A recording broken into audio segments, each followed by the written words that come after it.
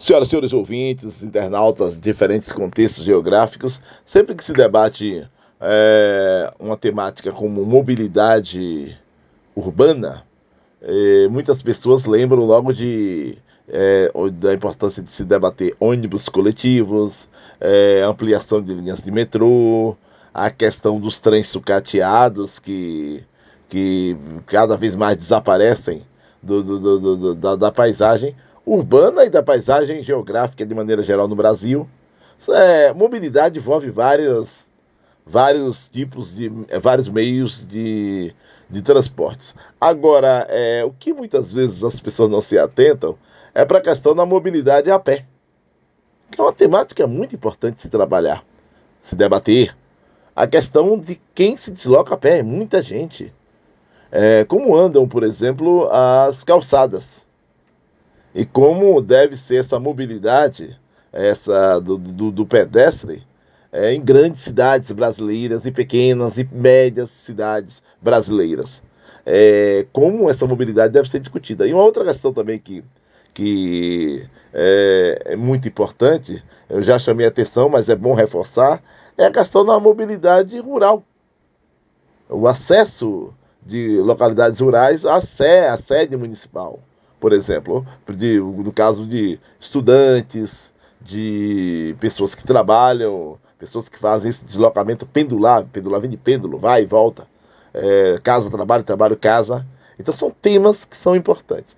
No caso das calçadas mesmo, a calçada é um espaço público, porque é um espaço de circularidade pública. As pessoas se andam nas calçadas. Quando um cidadão vai numa clínica médica, você desce do carro, você saiu da rua, da faixa de rolagem que é a rua, calçada paralelepípedo, o betuminoso, ou pavimentação asfáltica, ou um outro, saiu dali, você coloca o pé aonde? Na calçada. Saiu da clínica para o carro, pisou na calçada.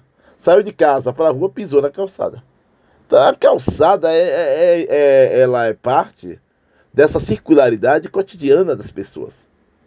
Então, as discussões sobre normas técnicas, os cuidados e as normas técnicas referentes às calçadas deveriam ser mais valorizadas.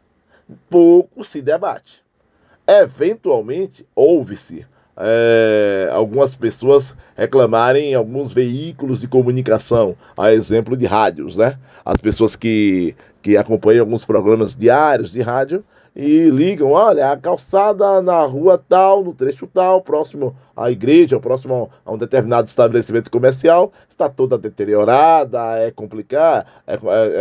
complicado se deslocar ali. Então, essas queixas pontuais, eventuais, muitas vezes não ajudam, porque é mais interessante um movimento coletivo. É por isso que é importante você ter um estímulo ao associativismo, uma associação de moradores, porque aí o pleito, a crítica, o questionamento vai ser coletivo. Tem uma coisa que as pessoas faziam muito antes, que era pegar um palitinho de fósforo porque na verdade pouco se usa fósforo hoje em dia, né? Alguns fogões nem precisam. Você pegava um palitinho de fósforo, você quebrava um palitinho daquele com facilidade. Quando você unia vários palitinhos, você tinha dificuldade para quebrar. Ficou mais difícil quebrar. Então, os movimentos devem ser realmente ativistas e associativistas. Então, é muito interessante ter associações de moradores ativas, não politizadas, não cooptadas por político A, B ou C. É um erro que fragiliza os movimentos sociais, as associações, é a fulanização da associação. É a associação de fulano, é de Beltrano, não, do coletivo como um todo. Essas associações discutirem espaços públicos, a qualidade dos espaços públicos. Nesse contexto, as calçadas, que as pessoas precisam se deslocar. Você tem lá, por exemplo, uma situação, uma calçada com meio metro. Um casal de idosos com as mãos dadas, é difícil. Um irmão, uma irmã cadeirante, para a pessoa se deslocar, calçadas com meio metro. Aí você chega a um loteamento novo, saindo agora da parte central, onde você já tem um conjunto de vícios, calçadas estreitas, calçadas com desníveis abruptos. Porque às vezes tem um desnível ali na calçada que é abrupto, é alto. Aí uma senhora grávida, ou uma senhora carregando uma criança, tem dificuldade ou pode se acidentar, tem um problema grave. Mas saindo dessa área de calçadas, com esses vícios, esses problemas da área central, partindo para a área, por exemplo, a área de expansão urbana. Você tem uma área ali de um loteamento novo. Nessa área do loteamento novo, os gestores públicos municipais apresentam uma proposição, não é nem uma proposição, um conjunto de normas relacionadas a essa nova área, esse loteamento. Olha, a rua tem que ter 9 metros de largura. O cidadão toma logo um susto, né? 9 metros! Vai tomar a terra toda. Mas quando você para analisar, você tem 1,5 metro de calçada de um lado, 1,5 metro de calçada do outro, e 6 metros de faixa de rolagem, que é a rua de deslocamento de veículos. Dá para passar um carro pelo outro. Dá para passar, por exemplo, um ônibus amarelinho com crianças e um caminhão desse pequeno carregado, passa um pelo outro. Não tem condição de algumas áreas de algumas cidades que você tem o estrangulamento viário, né? Alguns problemas que são antigos. Antigos, é o caso, por exemplo, de alguns bairros de Santo Antônio de Jesus, onde eu trabalho, na Universidade do Estado da Bahia, tem trechos que são muito estreitos. Então você tem uma rua estreita, uma calçada muito estreita. Então é muito complicado. Então a discussão do espaço público envolve essas questões. Agora, dos espaços públicos e da mobilidade, do deslocamento, que muita gente se desloca a pé para o trabalho, para pegar o filho na escola, para fazer aquelas compras de bairro, aquelas compras de mercadinhos. Então é muito importante. Agora, claro, também é muito importante se destacar. Há casos em que a intensificação da pedestrianização, ou seja, a intensificação do deslocamento a pé, ocorre quando você tem um transporte coletivo precário. Um transporte que falta, não só falta o ônibus, mas às vezes há uma logística errada da dinâmica e circularidade desses veículos. Há casos que você observa isso tranquilamente. Quando você vê algumas linhas regulares com 4 ou 5 pessoas dentro de um ônibus grande e outros lotados de pessoas. Então tem alguma coisa errada aí. Se você tem um deslocamento para um determinado bairro, que um ônibus desse aí, por exemplo, que leva lá 50, 60 pessoas, você tem lá um ônibus desse, carregando só 8, 12, no máximo 15 pessoas, vários bancos vazios. E esse ônibus cruza com outro, que vai para um outro bairro, que tem gente pendurada nas portas, gente no teto. Pode ter um erro de cálculo aí a se avaliar.